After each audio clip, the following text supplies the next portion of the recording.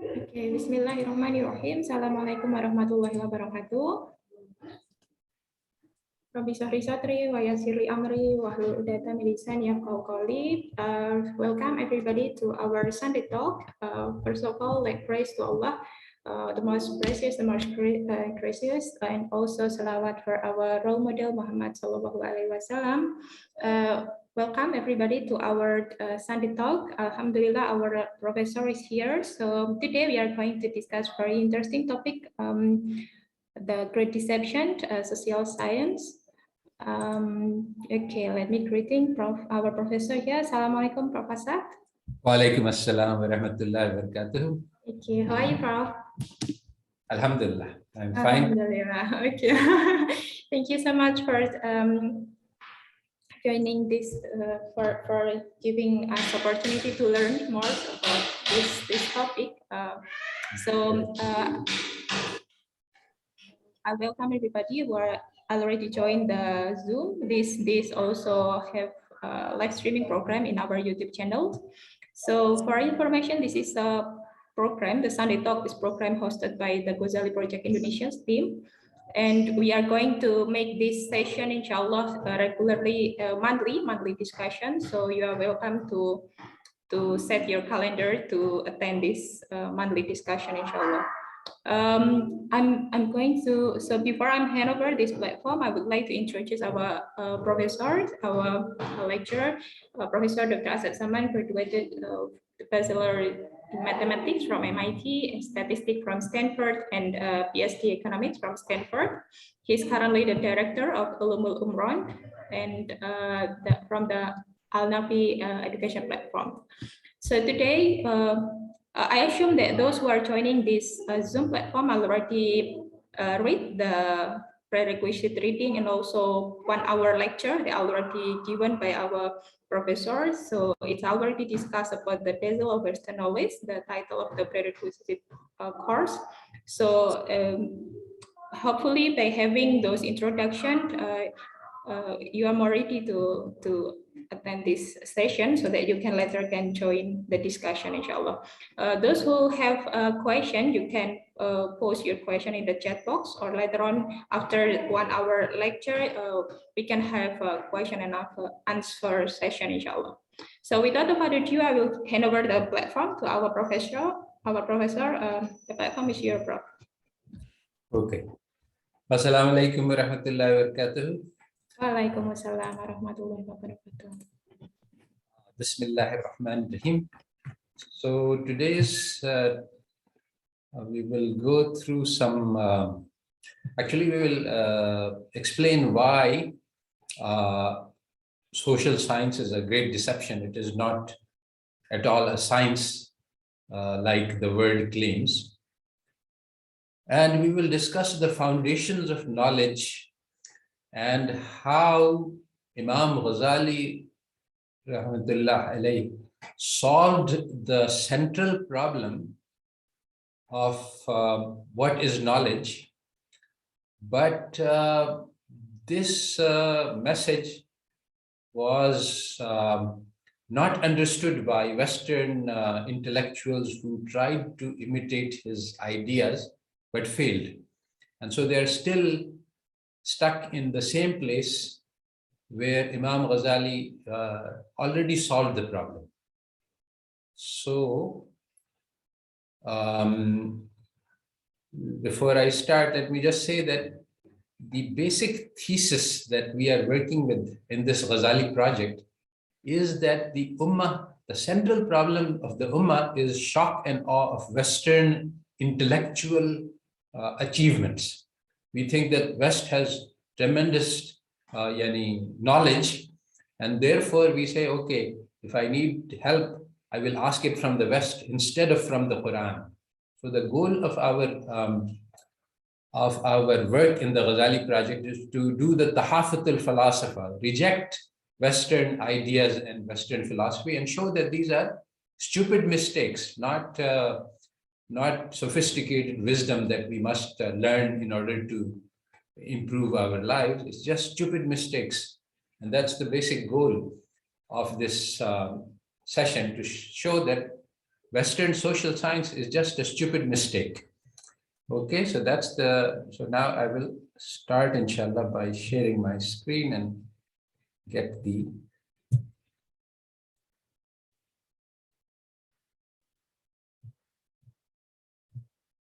slideshow. Right.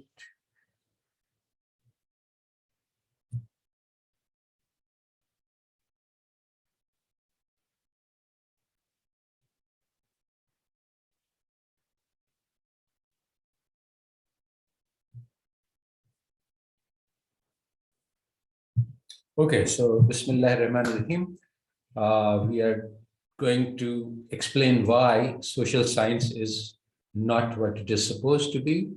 There are two basic problems. Social science claims to be a science, which means it's like physical science. They have laws and um, regulations, but social science is the study of human beings, and human beings don't follow laws and mathematical they don't have mathematical rules for behavior.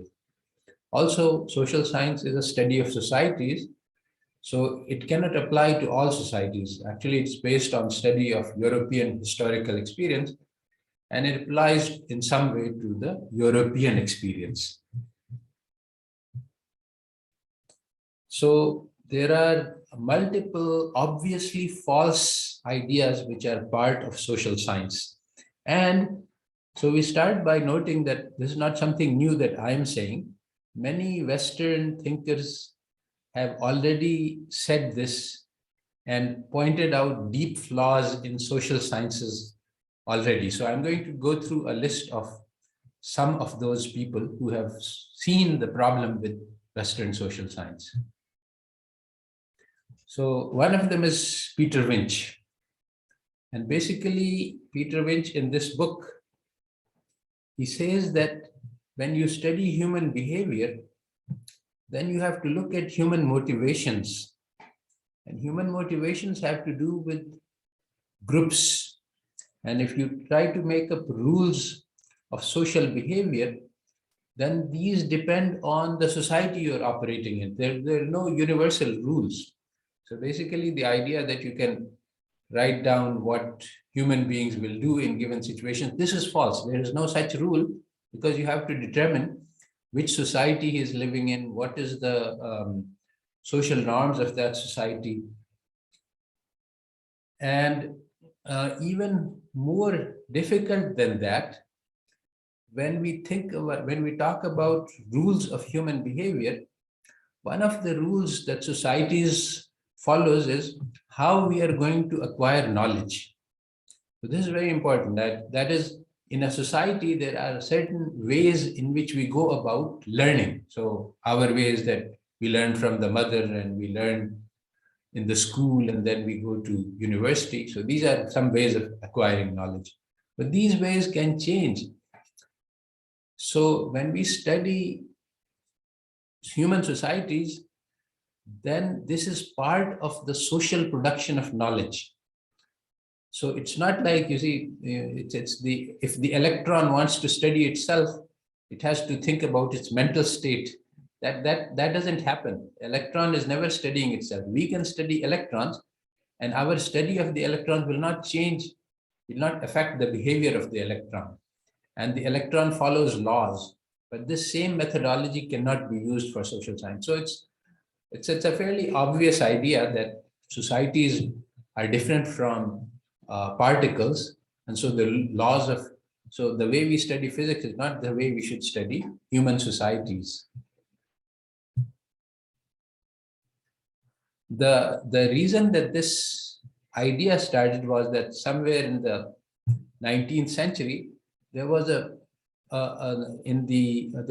enormous amount of progress in the study of the physical sciences. So a great ambition and hope was generated in European societies that maybe human psychology can be reduced to a study of biology. And biology can be studied by studying chemistry, what happens in the cells and the synapses and the neurons. And chemistry can be reduced to physics. And ultimately, everything can be explained to physics. So the idea that science can explain everything, this was born, even though it's a stupid idea. And this was supported by the idea of Newton's laws, because according to Newton's laws, everything is deterministic, and every particle has a law of motion, and that it follows that from beginning of time to end of time. So if everything in the universe is a material, then everything can be predicted just from the laws of physics. Of course, there are two big problems. One is that Newton's laws may not apply to everything at all times. And the other problem is that there may be non-material substances. In fact, physics even shows that there are dark matter and there are many other things which exist in the universe about which we don't know what their properties are. So all of this means that this idea that everything can be reduced to physics is just absurd.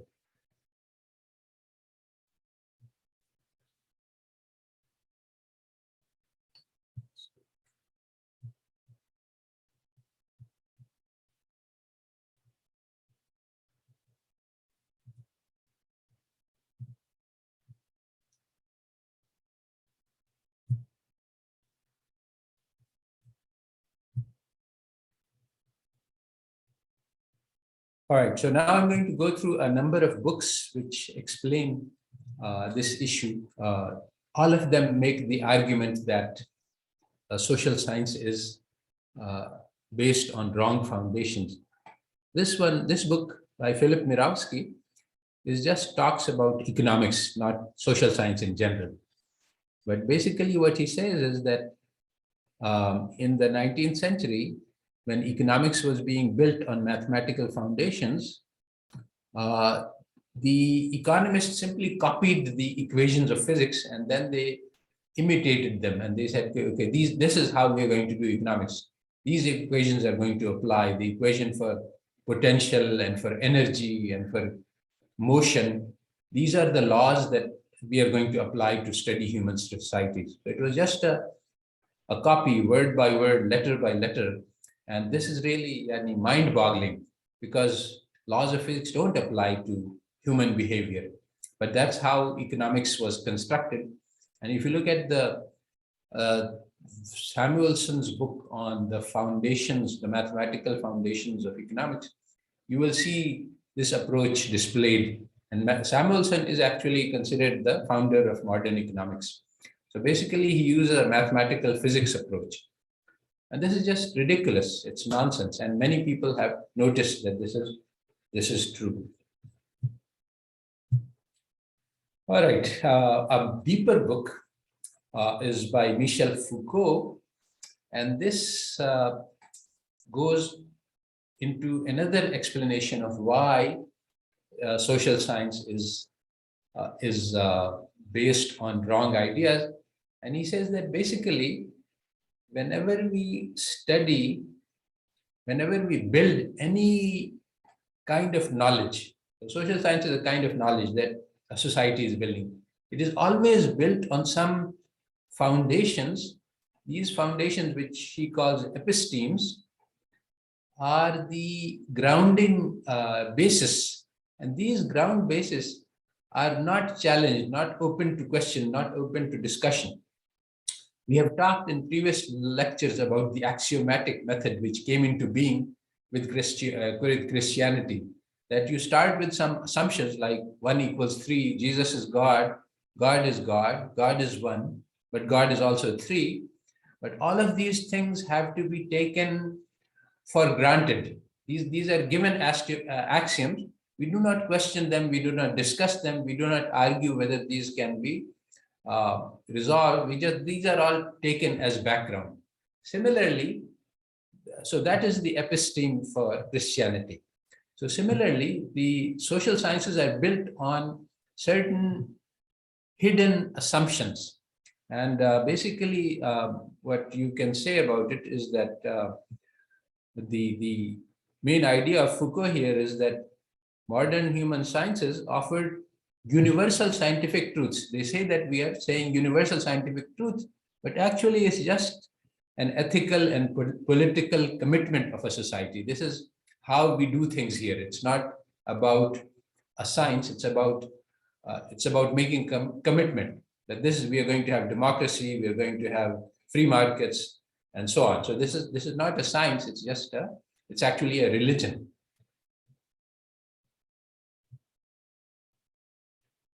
All right, Peter Monikas, he has also a very deep insight. What he says is that he studies how social science emerged, and he comes to a very interesting conclusion. He says that modern social science emerged in early 20th century.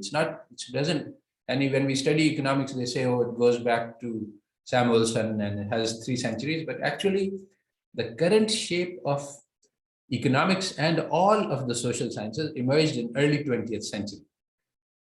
And the reason for this is very interesting. Basically, physics acquired a huge amount of prestige with the discoveries of Newton, and humanities was being neglected and ignored, and it was suggested this is not really knowledge when we compare it to physics. So in the late 19th century, the social scientists decided to make their discipline more mathematical, more quantitative, and more like physics. So what happened in the early 20th century was that the logical positivists came and they said that this is what science is. They said that science operates in a certain way, which is called logical positivism. This understanding of science was wrong. But based on this wrong understanding, the social sciences were constructed that, okay, this is what science is, according to the positivists, and this is how we will do social science. So based on a misunderstanding of what science is, all of the social science was constructed. And so now in the middle 20th century, in the 60s and 70s, the philosophers realized that logical positivism is a wrong philosophy. That's not how science works. So in the light of this discovery, it would have been necessary to rebuild the foundations of the social sciences, but nobody ever went and did that. So currently also the social sciences are built on the wrong foundations, the positivist foundations. Timothy Mitchell, he also says more or less the same thing, that if you look at the possibility of social science, what is social science? I mean, social science is a set of laws which tells us how the society will work. How can you get this law? Well, you get this law by looking at how European society works. So is it possible that the European societies, the laws which operate in European society work for all societies? No. What he says is that you take as certain things, certain forms, certain patterns of European society in the 19th century were taken as the template for a universal knowledge that, okay, everyone will have constitutions, everyone will have open markets, everyone will have certain methods of trade, people will have certain types of laws, certain rules for property, etc., etc., etc. So all of these things were built into the foundations. They are never discussed openly. If you study your economics textbook, it doesn't mention the laws governing private property because it's all taken in the background. It's assumed to be true without any discussion. Emmanuel Waller also, he has written this book that social science, it's not possible to modify, to reform it. You have to unthink it. It is a set of false thoughts, and you just have to discard it and start all over. And why? He says that basically it was built on 19th century ideas. In particular, some key ideas are development and progress. The idea that societies, are becoming better and better, and we are growing and we are improving. All of these ideas are highly contested. In fact, they have been contested. In fact, this is one of the fundamental ideas that governs Western intellectual formations of social sciences, that we are continuously improving. If you study where this idea comes from, you find that it comes from the loss of faith in Christianity. So Christianity promised people heaven, and that was the great thing. Now, after the promise of heaven was lost, then mankind decided to construct heaven on earth. So the idea was that we will try to improve our society and eventually make it a heaven on earth. So this is where the idea of progress comes from. But actually, if you look at human condition, it has not progressed. Things have gotten bad and worse. This is contrary to the one of the central conceptions of modern social science, that things are improving and we can improve human societies. Whereas in fact, not only has this not happened, but the opposite has happened. Finally, there is this book by Brian Epstein called The Ant Trap. And this book discusses, again, rebuilding the foundations of the social sciences. What is his problem? He says that when you study group behavior, this is one of the insights of Ibn Khaldun, that if you want to study society, you have to look at the behavior of communities. You have to look at social bonding. Social bonding creates communities. And in social sciences, you have to study the behavior of communities. You cannot do it by studying individuals. And this is one of the fundamental mistakes in economics and more generally in social sciences. This is called methodological individualism. They say that if you want to study a society, you just have to look at all of the people in that society, and you add up the behavior of all the people, you get to social behavior. This is what Margaret Thatcher said. There is no society, there is just individuals which make up the society. So Brian Epstein says this is wrong. If you want to study the group behavior, it does not reduce to the individual behavior. If you have a group of Pakistanis, you cannot study the behavior of every single individual Pakistani and then deduce from this how the group as a whole will behave.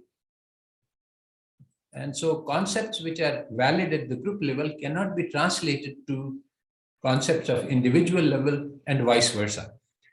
And so this is why when you want to study society, you can't follow the methodological individualism that is part of the standard approach to social sciences. Finally, there is this book by Jeffrey Hudson, which basically talks about the method and strike, the battle of methodology, which took place in the late 19th century. Originally, economics and all of social science was actually a branch of history. We study how human societies evolve through time, just like Ibn Khaldun. But then, as I already discussed earlier, there was this idea that we can do a better job, we can improve our study of societies by applying mathematics and laws of physics and the methodology of science. And so this original correct approach based on history was lost and replaced by this mathematical and quantitative approach, which is currently dominant, especially in economics. So one of the key issues that arises when you study human history is that how do we generalize? Suppose I say that, okay, the Great Depression took place. So this is just an historical event. How can we find out from this the laws which will create depression? A huge number of different things happen. So I have to extract the right things, the things that were the important factors and the things that were not relevant factors. And even if I can extract them, can I apply these factors in different times? So this is called the problem of historical specificity. If I study history, there is nothing I can learn from it until I make rules to abstract and study patterns. And there is no methodology known which will tell us what these rules are, how we can study history and extract lessons which are valid for times different from the original historical time. So this is a special problem for study of social science. How can I learn, if I look at a society, look at European society, can I find from this a law which will apply to other societies at different times? Nobody actually knows the answer to this question, but this question is not even raised in modern social science. So again, this is a serious problem for the study of social science, that the central questions are not even considered or discussed. They are buried in the background. So ultimately, actually, there are huge and elementary blunders in the foundations of social sciences, and we will be discussing some of them. For example, economics starts with the assumption that all rational human beings maximize the pleasure obtained from consumptions of goods and services. This is the foundation of modern economic theory, and it's completely wrong. It's bogus. This is not true empirically, and there's a huge amount of evidence for this. And this is not true normatively. This is not something people should try to do, because consuming goods and services doesn't really give us pleasure. Pleasure we can get from loving, being loved, being involved in social activities, from generosity, from kindness, from gratitude. So these are the ideas of economics about our behavior are just completely false and absurd. Similarly, political science is based on Machiavellian ideas that morality doesn't matter. You should just do whatever you need to do in order to get the maximum amount of power. So economic theory is built on the idea that when you look at international trade, that I will try to get advantage from you and you will try to take advantage of me. But what about the idea of a civilization where we try to help each other? This doesn't exist in Western methodology. So even when Huntington wrote his Clash of Civilization, he said, the period of wars is gone. Nations will not be making wars against each other. But now we have civilizations and they will be always fighting each other. Why? Can't you imagine the idea that people are civilized and they cooperate and they live together in harmony and peace, as Islam teaches us? So basically, there are some very, very elementary misconceptions which are foundational, which are at the basis of Western social science, and which are causing enormous amount of harm to humanity today.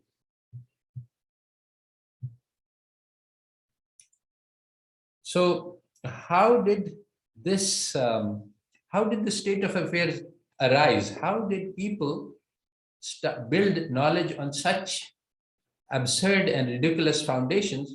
Today, I'm going to trace the story of this, and this has to do a lot with Imam al-Ghazali and how he approached the whole problem of knowledge. So today we are going to look at the most fundamental problem that faces us when we try to acquire knowledge. And that is, how can we know anything at all? So I'm going to start by thinking about Descartes and his historical context. At that time in Europe, everything that they knew for sure was true had broken down. So basically, Christianity had shattered into Catholicism and Protestantism. And people were saying that, okay, so something that everybody had believed for a long time, for centuries, turns out not to be true. This is a big shock. It's called the trauma of loss of faith. Again, scientific discoveries, which they had borrowed from Islamic civilization, were coming in and they were changing the picture of the world. They had believed that the planet Earth was at the center of the universe, but they found out, no, it's just a small planet and the sun is at the center. The society was changing rapidly. Feudalism was disappearing and city-states were emerging. So everything that people knew was changing. So in this period of flux and change and uncertainty, the people said, okay, what can we be sure of?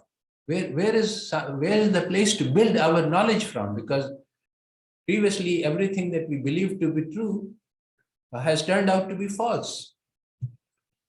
So the epistemology, the idea that epistemology is the study of knowledge, this became very important. How do we know anything? And there were two basic approaches that were developed in Europe. One of them was the approach of the empiricists, who said that knowledge comes from senses. I look at things, I touch things, I feel things. I can taste things. So basically the five senses give me knowledge. And the rationalists said that knowledge comes from thinking, from reason. As we will see, both of these ideas are wrong, and both of these were rejected by Imam al-Ghazali. But today, the West is still stuck in the same problem, that neither empiricism nor neither reason nor senses give us knowledge, but they have no other options. And so they're still stuck at a problem which Imam al-Ghazali solved centuries ago. So one of the philosophers said that fear is a necessary conditioner for rationality. What did he mean by that? He said that, look, we are living this unique life. We have only this one chance. All of us will die. So how to live well, this is a question of central importance. But how do we know how to live well? He says that, this is a Western philosopher, he says that, contemporary, he says that, it's actually Stephen something or the other, I forgot the name. He said that there is no user's manual. I have this life, but I have no user's manual. He's saying that because he doesn't have the Quran. So what can he say? He doesn't have a user's manual. He says, so now, how should I behave? Now, it's a matter of enormous importance.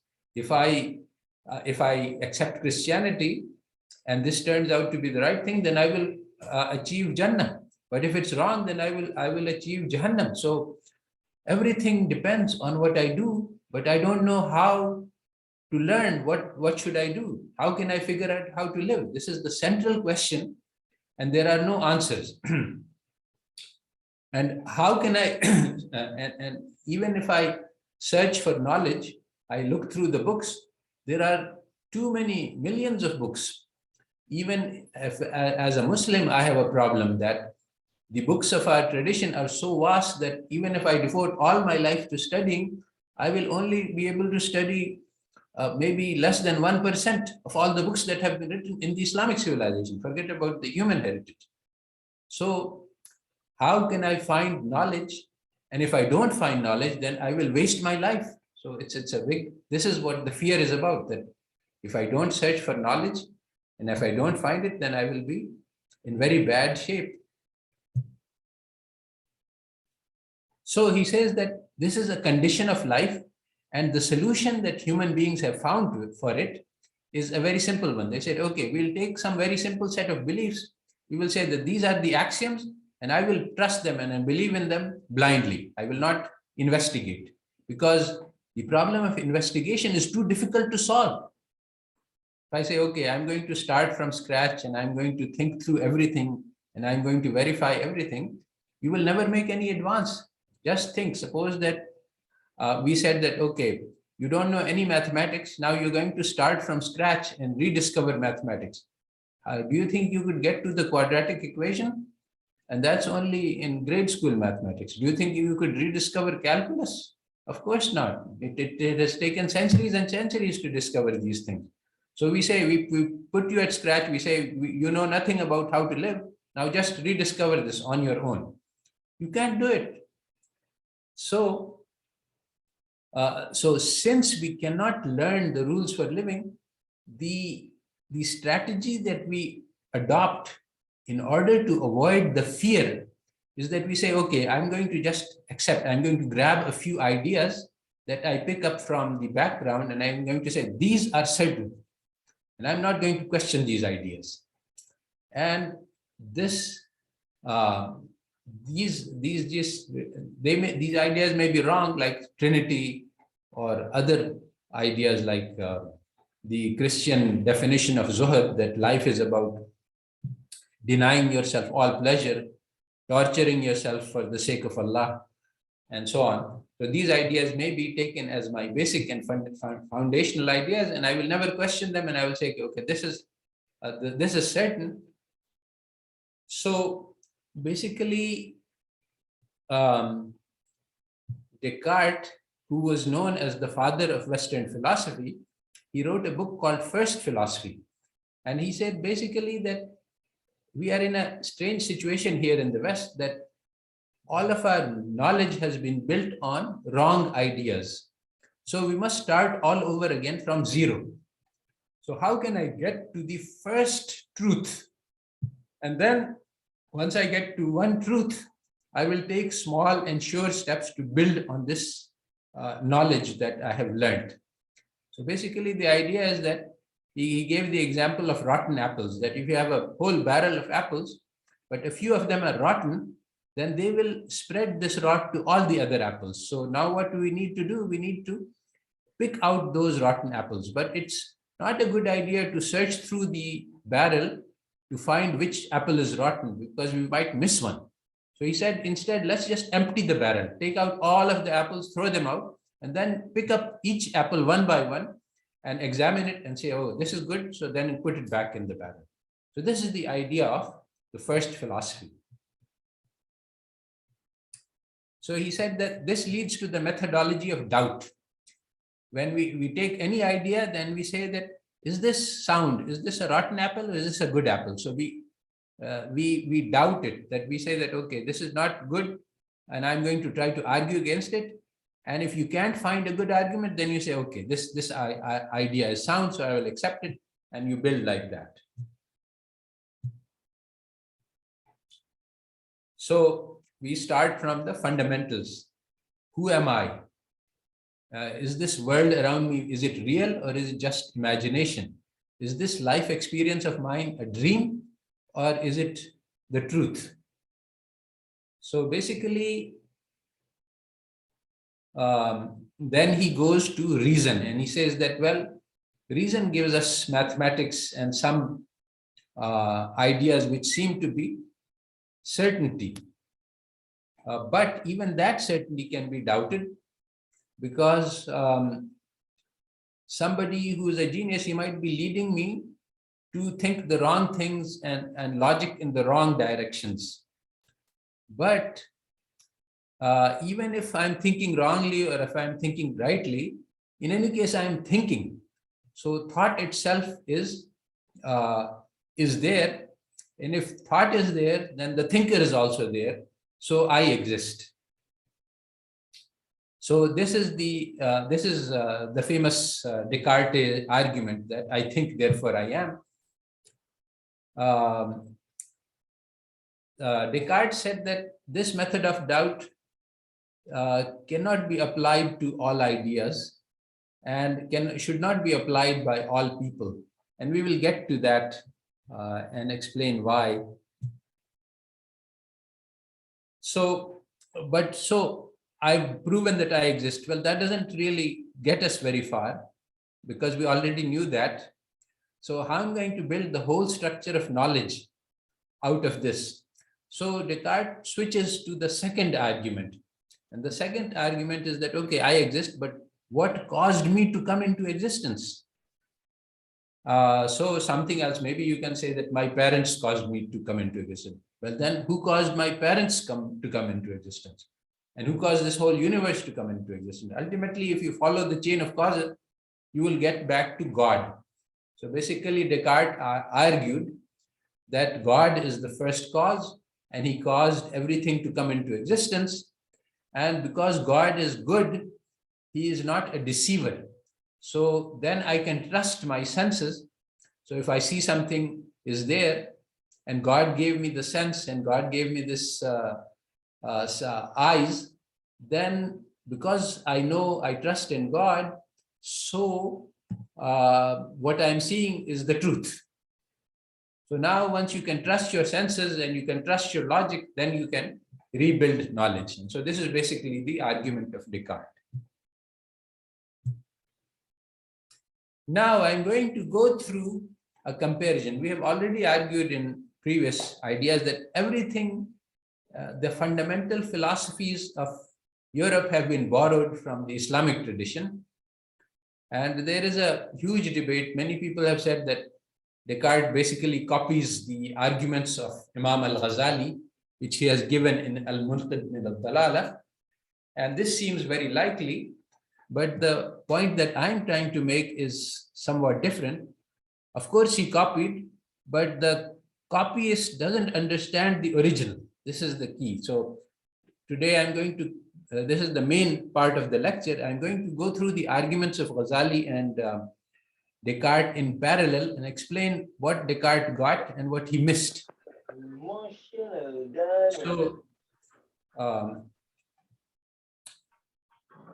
So, basically, we start with the method of doubt, which both of them say in almost exactly the same way. Ghazali says that if I want to, he starts by describing how he got confused about many things and about different people are arguing in different ways. And if a child is Christian, he says that I start with, I believe I am in Islam, but I see a Christian child believes in Christianity and a Jewish child believes in Judaism. So this belief is not evidence for the truth. So how can I find something which is certain? So I want to find something about which I can be completely sure. And so here, the passages from Ghazali and Descartes, they are quite similar. So he starts by saying that when you start doubting, this is an experience. You see, when you start to doubt, it comes from an experience because you see that what you used to believe by habit is not true. So now you search for something which comes from knowledge and not from custom and not from tradition. And so basically he says that he experienced doubt, he describes his experience. So Descartes has the same things, that both of them say the same thing, that I found that the traditional knowledge that I had acquired by memory was just ignorance. So Ghazali says that taqleed, which is blind following of others, is not the path to knowledge. Because if we are just borrowing opinions of others, this does not give us knowledge. And once you realize that the opinion that I have, that this such and such thing is true, is not my opinion at all, I'm just borrowing the idea, then this is taqleed. So we have to understand who we are following, why we are following, and whether or not we should follow. And that is knowledge, that which is different from taqleed. And basically Descartes says the same thing, that the previous education was just a collection of errors that I copied and a way of learning of my ignorance.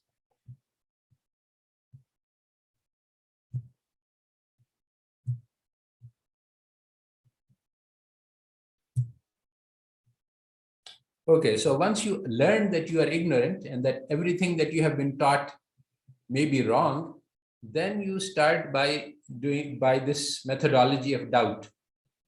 So he said that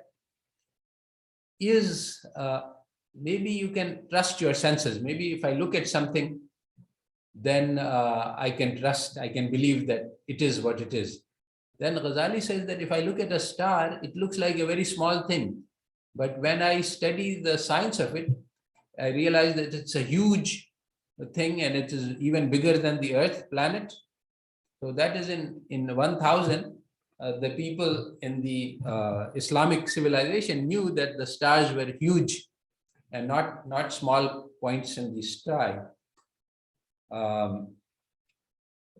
Descartes goes through the same type of argument. He says that we cannot trust our senses because we have often been mistaken. We saw something that was there, like the illusion of water in the desert or many other illusions. I show something, but they are not certain. So we should not trust those things which have deceived us.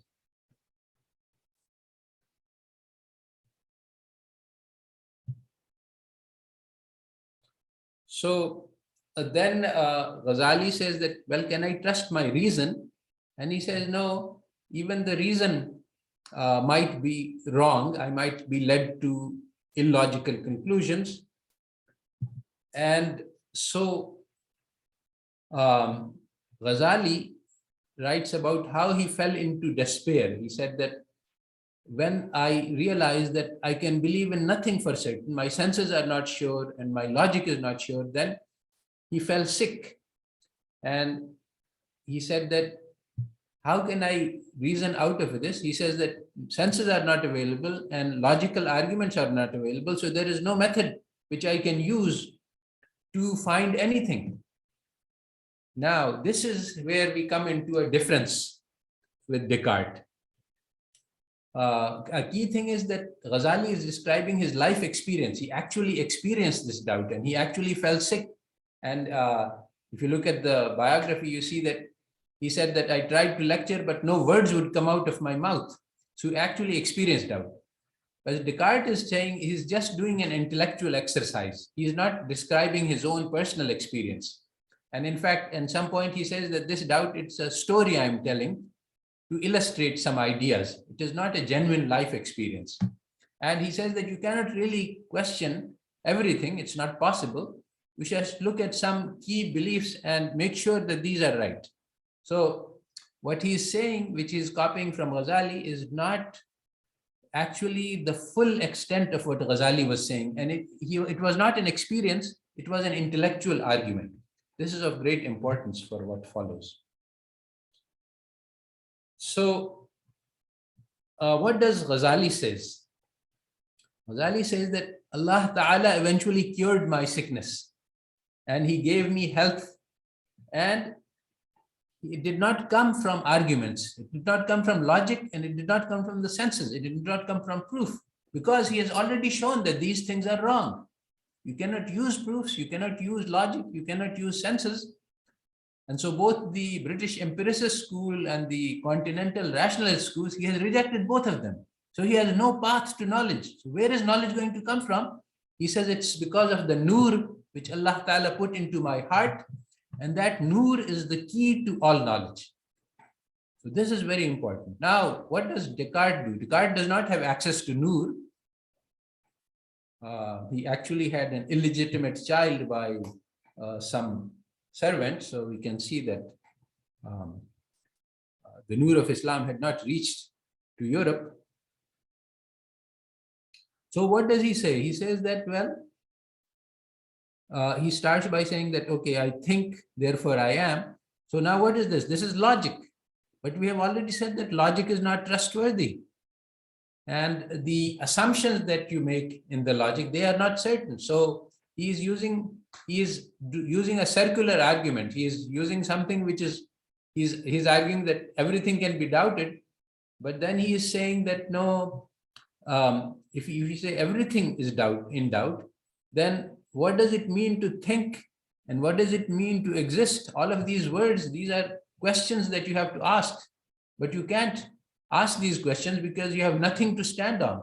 So starting from zero, you cannot get to any place. And that is the correct position which Imam Ghazali took. But Descartes could not. Imam Ghazali got out of this problem by saying that Allah Ta'ala put nur in my heart, and that resolved my certainty. But Descartes just ignores this problem, and he says, okay, from zero, I will just say that I think, therefore I exist. And many people noticed this problem and argued against him and said that when you're saying that you doubt everything, then you have to also doubt whether or not you think, and you have to doubt whether or not you exist. When you say, so the argument is circular. Descartes' argument, which is the foundation of Western philosophy, is circular. It doesn't work. And the problem is that Western philosophy, to this day, they have not resolved this dilemma. They have no certain basis for knowledge. The argument of Descartes is wrong. Currently, if you study philosophy, you say that there are three methods for learning, for acquiring knowledge. One is deduction. So that comes from logic. But where does this come from? It comes from, you have some premises. These are the axioms which you're not supposed to question. And then you can build. That's what reason can do. But where do you get those certain axioms? Those axioms about which you can be sure. The problem is that there are no axioms that are sure. And in fact, if you study social science deeply, we will do that in later lectures, you find that they are using axioms which are false, just like the Trinity and just like the idea that Europe is the best society in the world and it is the ideal model for all other societies to follow. These are axioms of Western social science. So they are assumed without question. They are not subject to discussion. They are not subject to doubt. They are not subject to disagreement. So this is the serious problem at the foundation, that you don't have any certain knowledge. You assume some things and you assume them to be true, but these are falsehood. Then there are two other methods which occur in science. One is induction. You look at a sequence of facts, like you see that the sun rises every day and you say, okay, it will continue to rise. But the induction argument is also not a way to get to certainty. Somebody said that, the chicken, it sees every day that these people, or even in the for the Eid al-Adha, there is this goat, and every day it sees that the people feed it. But then it does the induction argument that they will keep feeding me forever, but one day it finds out differently. And then there's the third methodology, which is called abduction, which is, say, you find something which is a mystery, and then you try to find an explanation by guessing at the explanation. But that's the only thing you can do. Like, when an apple falls, you guess that it is the force of gravity, the invisible force of gravity, which is pulling it down. But this is just a guess, and there is no way to be sure because you can't see this gravity.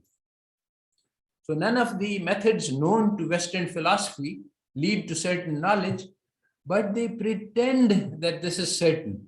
And why do they pretend it is certain? We already discussed earlier. This is to avoid the fear that arises. If you say that nothing is certain, then you are in a deep problem, because then you'd say, I don't know how to live my life. And then you have to face the problem that maybe you will waste your life if you don't have knowledge about how to live. So Western philosophy asserts that knowledge must be certain. The theory of knowledge that they have is called JTB, justified true belief. Something is knowledge if you believe it, and if it is true, and if you can prove that it is true. So this is the very high standard of knowledge. Unfortunately, what Imam al-Ghazali showed us was that there is no such knowledge. We must live with uncertainty. And this is something that the West has not learned how to do. And so they pretend that the knowledge that they have is true and certain and provable, when this is not true. So this is the fundamental flaw at the foundations of modern social science. And this flaw was pointed out by Imam al-Ghazali 1,000 years ago. So Imam al-Ghazali explains that there are certain things which cannot be discovered by logic and senses. And these are the certainties of the heart and the soul. And these are experienced, these are not knowable, these are not even describable. When I experience the illumination, the nur of Allah in my heart, I cannot explain what this is and what I experience, and I cannot talk about it even.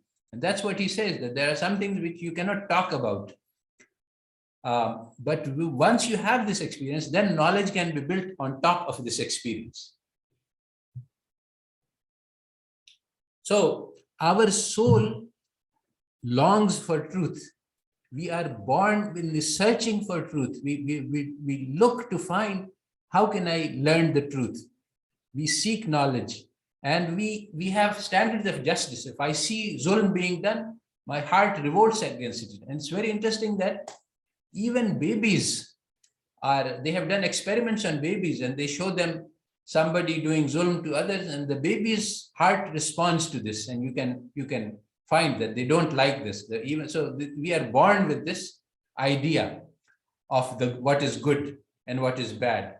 And so the Ghazali talks about the sense judge, the senses, the eyes, and the British empiricists. They look at things and they say, oh, this is true.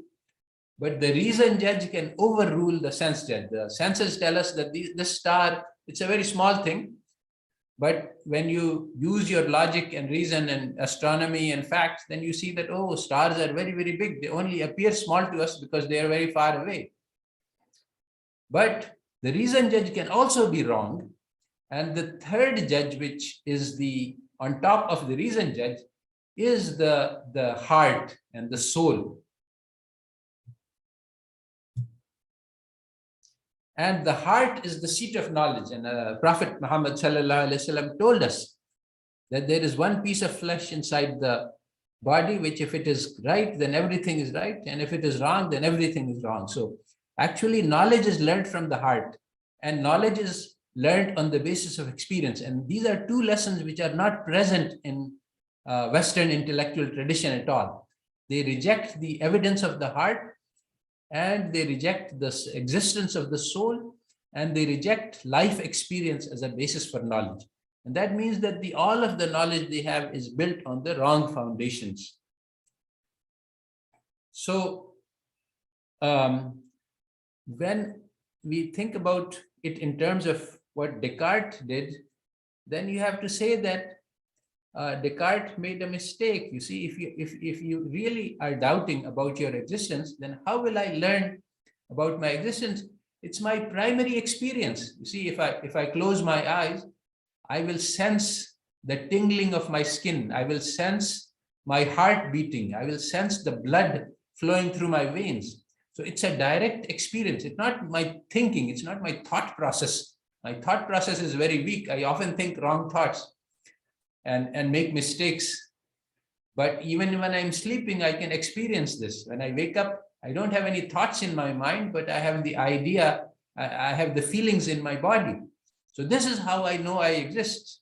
It's experience, which is direct, which is the basis of knowledge, not logic and reason. And actually, the ideas that you can get knowledge from reason, this is a fallacy, and we will discuss this in greater detail in later lectures. So what Ghazali says is that there is the experience, and then the experience of God is unmentionable. It cannot be described in language. So he refers to it by poetry and goes on. Now, a false accusation is made against Ghazali. It's very common. Many people say that, Ghazali blocked the path to reason because he rejected reason. So actually, Ghazali never rejected reason.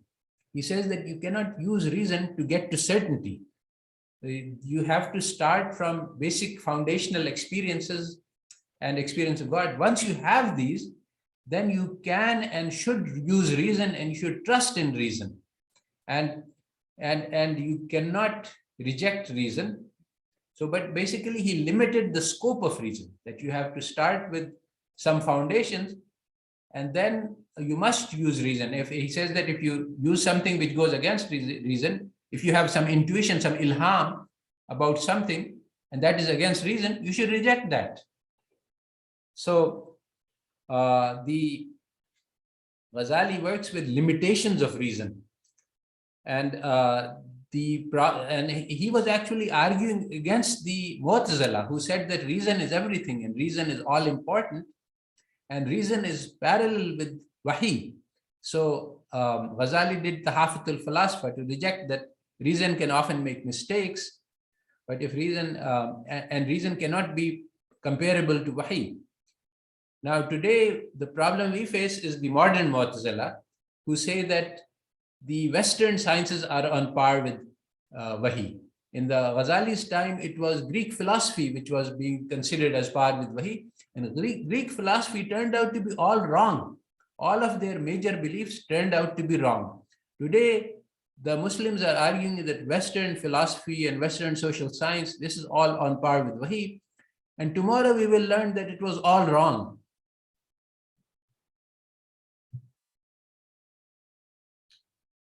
So the failure of the Western intellectual tradition is because it's built on the wrong foundations, and all of the Western intellectual tradition is built on denying Ghazali. Ghazali says that, empiricism cannot lead you to logic, to knowledge, and rationalism cannot lead you to logic. But in fact, modern philosophy believes that, yes, we have the senses and we have the logic, and this is the sole source of knowledge. And this is fundamental fallacy and error in Western thinking. So, what are the results of this failure to build the proper foundations for the social sciences? Well, Isa alayhi salam, it is attributed to him in the Bible that you should judge a tree by the fruit it bears. If you look at the social sciences, has this social science done any good to the West? You find that today more than 50% of the children are being brought up by single parents in the West, not in the Islamic civilization, alhamdulillah. So think about a child. He has only mother, only parent, and everyone is busy with their own lives. They don't enjoy the love and comfort of a secure home.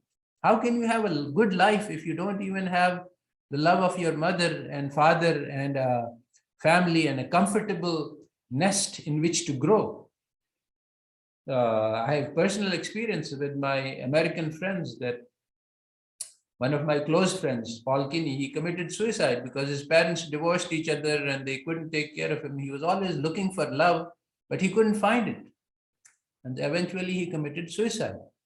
And so that's on a personal level. On a larger level, because greed and exploitation have become common because they have rejected morality. So the land, the sea, and the earth, everything has become polluted. Lots of species of flora and fauna have been destroyed.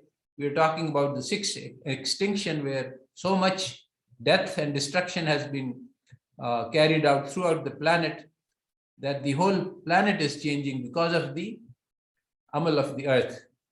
And there is wars which are causing hundreds of thousands of deaths and conflicts and refugees and billions living under poverty. So all of this is the fruits of the social science. Allah Ta'ala has described this by Zahar al-Fasada fil barri wal bahri bima kasabat aydin nas.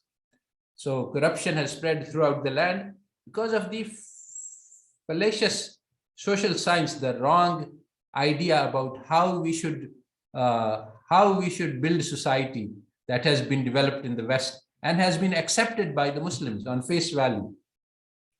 So the Islamic foundations of knowledge are that there are two sources of certain knowledge. The Quran is absolutely certain. So this is the axiom. This is the beauty of Islam, that we can take the Quran as our axioms. You see, the West is searching for those axioms, but they cannot find them because there is no certainty. I think, therefore I am. This is just ridiculous and absurd. It's a childish mistake. When you say I, you have already said that I exist. So when you say I exist, I think, and therefore I exist, this is a stupid argument. And this is the father of Western philosophy, making stupid arguments because they have nothing else to do. How can you get to certainty? You cannot. Imam Ghazali showed that. So we are in the same boat. If we start from zero, we cannot get anywhere. So we take for certain on the basis of faith, and this is the nur of Islam, that the Quran is certain. Every word of it is true, and we don't have to doubt that. And that once you have this solid foundation, then you can build all knowledge about this.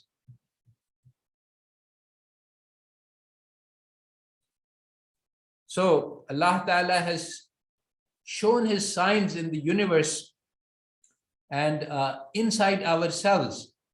And Francis Crick, who was the developer of the double helix model, he says that an honest man who studies biology, he will say that there must be some creator because it's so fantastic, it's so amazing, it's so complicated, it cannot be developed by random process. It is designed very carefully and complex design. So it is the sign of Allah, and even an atheist like Crick recognized this sign. So Allah Quran says that you should rejoice in this Quran because it is better than everything that they gather. Now, the traditional interpretation of this ayah is that everything means all the materials, all the treasures, the wealth that the other people are gathering. But I think it is about all the knowledge. All of the knowledge that the West has gathered is nothing compared to what has been given to us in the Quran. So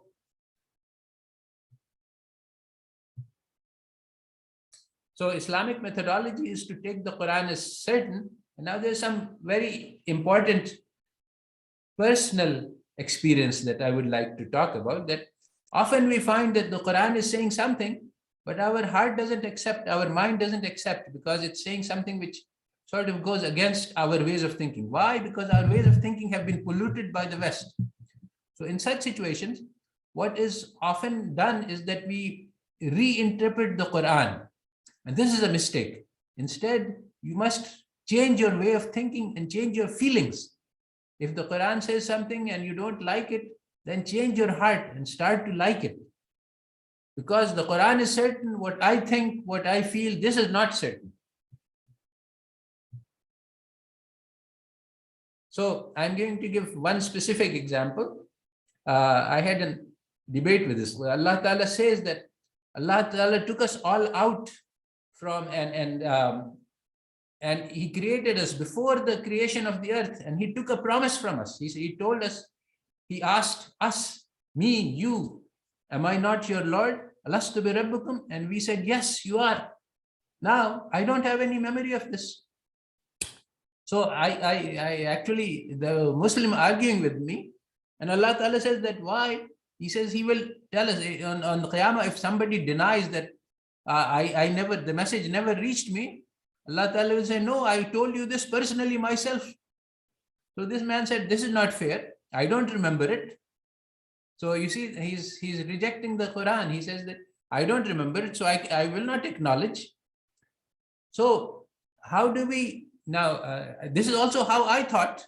Yani I also thought this doesn't seem to be fair. If I made a promise to God, then I should remember it. I should have memory of it. If Allah Ta'ala has removed this memory, then it is not fair. But Allah Ta'ala is saying on Day of Judgment, he will say that I already told you this. So you cannot say that I didn't know. On Qiyamah, nobody has excuse to say I didn't know. But this is a contradiction. It doesn't match to my feeling. It doesn't match to my heart. So I said, okay, the Quran is true. What I'm thinking, what I'm feeling is wrong. So how can this be? So the solution is simple. Basically, the message of Allah Ta'ala is printed on our hearts. We are born with it. And if you cleanse the heart of the pollution, and this is also given in the hadith, that every human being is born on Dinul Fitrah, and then his parents make him Christian and they make him Jews. So the wrong type of education, which we have all received Western education, it can move us away from the Deen of Fitrah. If we clean this, we will come to the Tawheed, which is printed on our hearts. This is so, and that is the truth. And my feeling is not correct. So I will so when we are searching from knowledge, Islam teaches us that the real source of knowledge is Allah alone. Allah is Wahid, and all knowledge leads to him. So we must ask. And a personal experience, I was stuck on a very difficult problem in mathematics in my own PhD, and I could find no solution. So I made dua. Allah Ta'ala made it easy for me, and even I cannot describe it. Again, there are some things which cannot be said, but I read an ayah of the Quran, and it had the solution. I cannot explain. How can an ayah of the Quran solve a mathematical problem? I cannot explain it to you. But this is how it happens. And many other PhD students have told me similar experiences about this, that they were stuck in their PhDs and they could not make progress. And then they made dua and sadaqah and amal, and Allah Ta'ala opened their path to knowledge from them. So this is also mentioned in the hadith, that Allah Ta'ala grants a nur to the believers, and with this nur they can see through the darkness. So let us end this lecture with this dua. Allahumma arina al-haqqa haqqan warzuqna ittaba'ahu wa arina batila batilan warzuqna ijtinabahu. Oh Allah Ta'ala, you can only guide us. There is no other guide. And if you do not guide us, we will surely go astray. And we are your ibad. And Allah Ta'ala, the Ummah is in darkness now and humanity is in darkness. Please grant us all the nur of your blessings and wisdom, and shine it in our hearts and make the knowledge that is desirable easy for us, and make us travel on the path of your raza. Jazakallah. Alhamdulillah. Subhana rabbika rabbil izzati amma yasifun wa salamun al mursalin walhamdulillahi rabbil alameen. MashaAllah, Jazakallah khair, Professor Asad Zaman, for a very insightful lecture. So it's really inspiring for me. So I hope everybody here also get the message from this lecture. I noticed there is a brother who already raised his hand from the first talk. So yeah.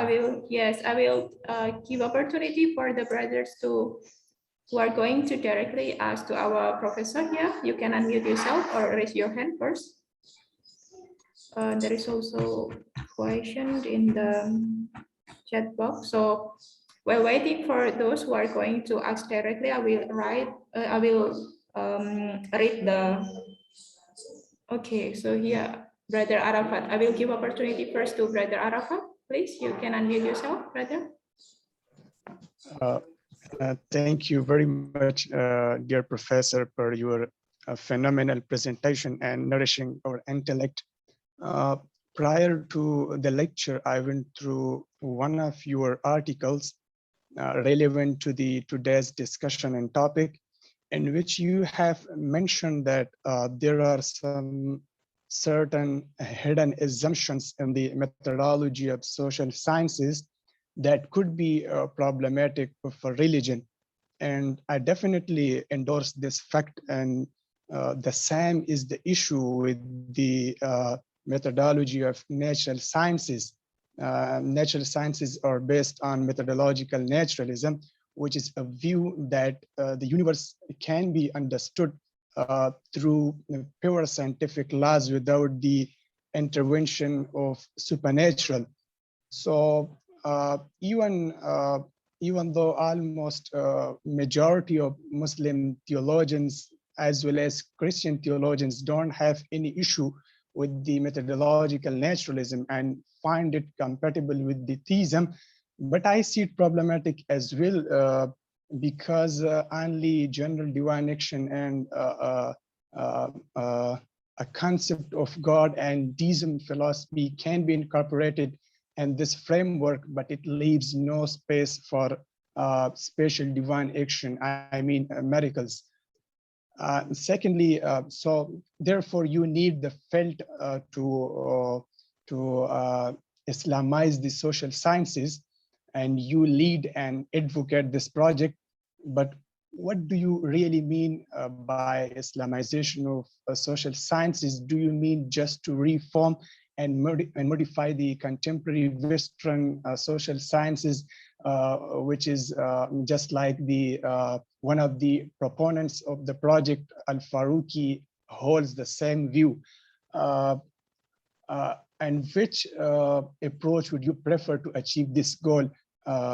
First, as you know that there are a lot of literature, numerous theories, concepts, and terminologies developed by social scientists who have spent their lives for the cause.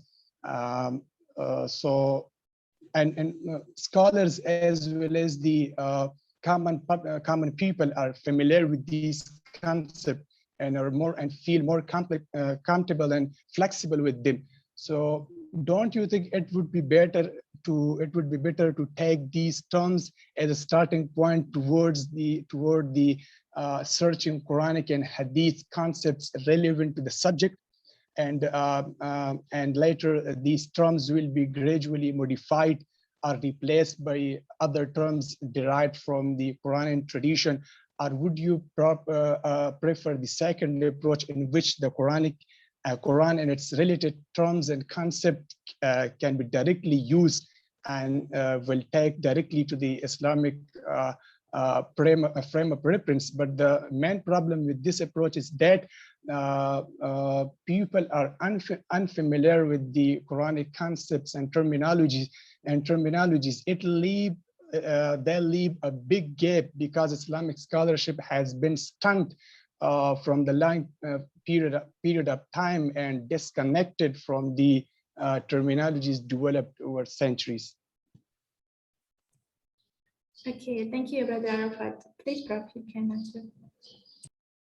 There were a huge number of topics covered, so I won't be able to answer everything, but let me just clarify. First of all, yes, physical sciences, social sciences, they all have their problems. So naturalism, but basically physical science is very different from social science. And what my meta goal here is to attack the idea that, Western intellectuals are, rocket scientists and we are nowhere and we are ignorant and they are educated. So the easy place to do this in social science, because that's so, the social science is built on such absurd assumptions that it is easy for even children to make a mistake, to see that they are wrong. Now, when we talk about physical sciences, even Einstein made blunders, but now to explain the mistake that Einstein made requires a lot of work and effort. And anyway, that has produced a lot of things that you can see. They have satellites and this computer and this internet. So all of this is products of science. So when we want to discuss about the problems of physical sciences, but they are very different from the type. So it's just a matter of strategy that we attack the easy goal first, and then we go after the difficult part. Now, as far as the Islamization of Knowledge project is concerned, some of the people, and I don't want to criticize, they have done some very good work and they have opened the pathways. But in many implementations that I have seen, like for example, in the International Islamic University of Islamabad, which is where I live, the Islamization of Knowledge project has gone astray. And the reason is that there's a difference. The idea is that social science is basically sound, and we need to modify it a little bit in order to make it Islamic. And this is the same thing as, Islamic economics. You take modern economics and then you add zakat and subtract interest and you have Islamic economics. And similarly, you take modern banks and you just rename the interest to be the share and the profit, and then you have Islamic banking. So this kind of modification, this kind of Islamization of knowledge doesn't work. In this whole lecture, I've been saying that we have to rebuild on new foundations provided by the Quran. And now, is it true that we have to start from scratch, from zero? No, the fact is that we have a huge intellectual tradition, 1,000 years of Islamic civilization, where we have working models for how things are done. We have Waqf and we have other financial institutions. So basically, if we change the goals, you see, today we are all living in capitalist society and everything must go through the market. This is the key flaw. So if you want to make just one economic change that will change the world of Islam, we think of the Ummah as one body, and we make sure that every child has an equal opportunity to learn whatever he wants to do. So every child has the opportunity to develop his capabilities, and all of the children are equal. It is not that my child can study, but the other child can be hungry. All of the children are our children. We are like one body. So if we just make sure that every child has access to food, health, education, and we allow them to develop their potential, this will change the Ummah. Today we are living in a capitalist system. Everybody was only about his own family, and if their neighbor is starving, they don't care. This is very, very contrary to Islam. And so the idea of collective responsibility, farz-e kifaya, as a society, it is our collective responsibility to make sure that there is nobody hungry in our neighborhood. So, of course, this farz-e kifaya is too big for any one of us. But then the way the farz-e kifaya works is that you take care of what you can do. So, in your own mahalla, in your own neighborhood, that's why the rights of the neighbor are so important. So, you should know that there is nobody going to sleep hungry within 40 houses to the right and 40 houses to the left. And if you just do that, and if everybody does that, then there will be nobody hungry in the whole nation. So basically, these ideas are not the ones that you can find in Western social science, but these are the ideas which we can use to change society. And they're not difficult. They're not something, this is not like rocket science. You just make sure that the neighborhood is a living community, and you know about each other, and you're supposed to meet each other 5 times a day and ask the people about their conditions. Does somebody have a job? Is there a child with potential who needs an education? The mahalla as the neighborhood community should solve the problems of the community as a whole. So I think that's enough for that. Mashallah, Jazakallah khair, Prof. There is one question from Brother Furqan here. So this is the first time he is listening to this kind of talk. So he is kind of shocked of learning, listening to this talk. So yeah, his question is, can you please explain on what went wrong for us in believing blindly on what being thrown us? So what went wrong if we just following the existing? Yeah, that was basically, in short, you can say that it was the colonization, the process. In early 20th century, Europeans had control over about 90% of the Islamic lands, and and the control is not physical; it's mental. So basically, what went wrong was the colonization of the minds. Our minds have been infiltrated by toxic admiration of the West. This is what Ibn Khaldun also said, that if some nation is conquered, then they become psychologically defeated and they start imitating the victors in all ways. So they start dressing like them, they start eating like them, they adopt their habits, they adopt their ways of thinking. So because of the global colonization by Europe, Muslims have started to think like Europeans, to act like Europeans, to dress like Europeans, to eat like Europeans. And basically that is the source of the problem. And so today we have to reject this. And why? Because we are in shock and awe. We think that the Westerners can do no wrong, they can think no wrong thoughts, and everything they say must be true. And this is the source of the problem. And so we have to explain why what they think about how to build society is wrong, and how we can build better society by using the basis of the Quran and the Sunnah and the heritage, the 1,000 years of Islamic civilization. No child was hungry and none was uneducated. So this. Thank you, Prof. There is another question from Brother Fajar. So it's such a great lecture for hearing your lecture. So his question: if the heart is the source of knowledge and the purity of the heart also affect the knowledge, why do the non-believers seem gaining much knowledge in science more than us, the believers? What's wrong with us? Yes. When our hearts become clouded, when you see, if you there is shukr, and the opposite of shukr is kufr, is to be non-grateful, to be ungrateful to the gifts of Allah. So if somebody, and you just think of a person, if somebody gives you some gift and you say, I don't like it, then he will not be, the person who is giving you the gift will be very angry with you. So Allah Ta'ala in the Quran, He says that He has given us the greatest gift, that of knowledge to mankind. Now today, what are the Muslims doing? Are they looking to Allah Ta'ala for guidance, or are they looking to the West for guidance?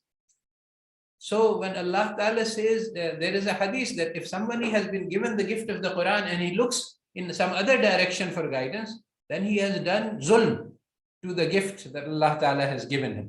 So today all Muslims are doing this zulm. We have this Quran which gives us brilliant, absolute, complete and perfect guidance, but instead of asking the Quran to help us solve our problems, we are asking the PhD from Harvard to help us solve our problems. And this is zulm, and that is the source of our problems today. MashaAllah.